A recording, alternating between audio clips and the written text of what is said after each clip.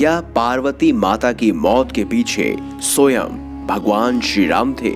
आखिर क्यों राम के कहने पर महादेव ने त्याग दिया माता पार्वती को? आप देख रहे हैं महादेव दर्शन। अगर अभी तक आपने हमारे चैनल को सब्सक्राइब नहीं किया तो देर किस बात की, चैनल को सब्सक्राइब अवश्य करें और बेल आइकन जरूर दबाएं। दोस्तों, हम सभी ये जानते हैं कि पार्वती जी भगवान शिव की दूसरी धर्म पत्नी थी।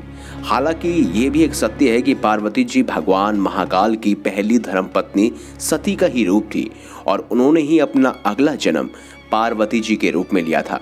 ऐसा कहा जाता है कि सती ने अपने पिता दक्ष प्रजापति के यज्ञ में अपना और अपने पति शिव के अपमान होते देख वहीं बीज सभा में बैठकर अग्नि में अपने शरीर का आत्मदाह कर लिया था। लेकिन आपको क्या पता है कि इस घटना की जिम्मेदारी भी स्वयं सती जी की ही थी? दोस्तों, बहुत साल पहले जब त्रेता युग में श्री राम और भ्राता लक्ष्मण के साथ अपनी पत्नी सीता के खोज में लगे हुए थे, उसी समय कैलाश पर्वत पर माता सती जी अपने पति महादेव के साथ बैठी हुई थी। उस समय उनके मन में एक सवाल आया कि अगर श्री राम विष्णु भगवान के अवतार हैं तो वन में मारे मारे क्यों भटक रहे हैं? यदि वो चाहते तो रावण की लंका का पता लगाकर तुरंत उसे मार सकते थे। ये सवाल उन्होंने महादेव से पूछा। तब महादेव ने बताया कि हाँ, ये सत्य है कि प्रभु श्री राम विष्णु जी के अवतार हैं, पर वो इस धरती पे मनुष्य रूप में पैदा हुए हैं, इसीलिए उन्हें भी अन्य मनुष्य की तरह, एक साधारण व्यक्ति की तरह सभी कष्टों से गुजरना होगा।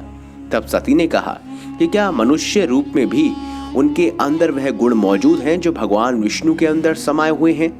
महादेव ने इस बात पर माता सती को बताया, हाँ, एक मनुष्य होते हुए भी श्री राम उन सभी गुणों से परिपूर्ण हैं जो स्वयं श्री हरि के अंदर मौजूद हैं।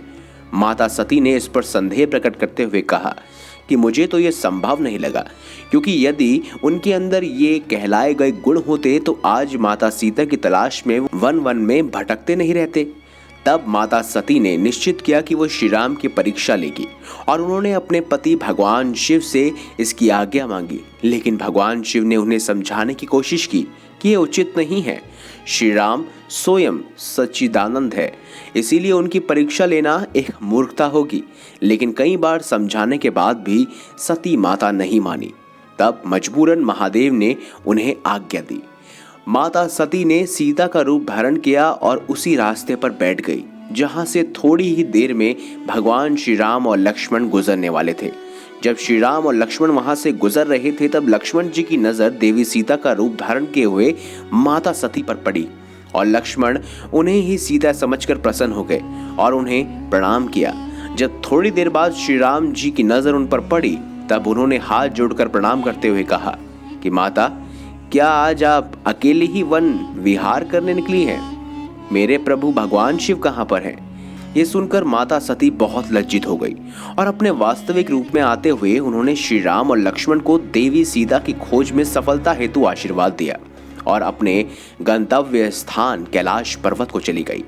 जब शिवजी ने उनसे पूछा कि क्या तुमने श्री राम की परीक्षा ले ली थी, तब माता सती ने इस बात से इनकार कर दिया कि उन्होंने श्री राम की कोई परीक्षा नहीं ली, परंतु महादेव तो अंतर्यामी थे, इसीलिए उन्हें यह पता चल गया कि किस तरह माता सती ने देवी सीता का रूप धारण करके उनके प्रभु श्री राम का परीक्षा ग्रहण की है।